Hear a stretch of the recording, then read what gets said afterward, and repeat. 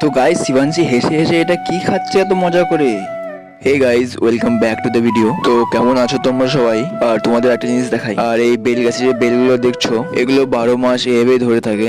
এখনো সময় আসে যে গাছের পাতা সম্পূর্ণ ঝরে যায় কিন্তু বেল তাও থেকে যায়। আর এদিকে দোকানে মাল রাখা আছে, দেখো 2 বস্তা কুল রাখা আছে এখানে, আর আরো মাল এসেছে। আর গাইজ একবারে আঙ্গুরগুলোকে দেখো পেকে লাল টসটসে হয়ে গেছে, মানে দেখেই খেতে ইচ্ছা করছে, সেজন্য বাড়ি খাওয়ার জন্য 2 থোকা নিয়ে নিলাম। আর এখন যেহেতু আঙ্গুরের সিজন, মানে গরমের মধ্যে শুরুতেই আঙ্গুর উঠে, সেজন্য এখন আঙ্গুর মিষ্টিও ভালো হয়। তো সব আঙ্গুরগুলো ছুটিয়ে নিলাম।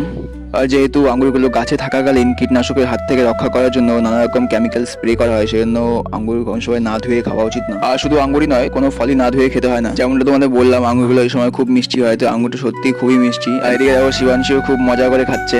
তো গাইস, ভিডিওটা তোমাদের কেমন লাগলো নিচে কমেন্ট করে জানাও।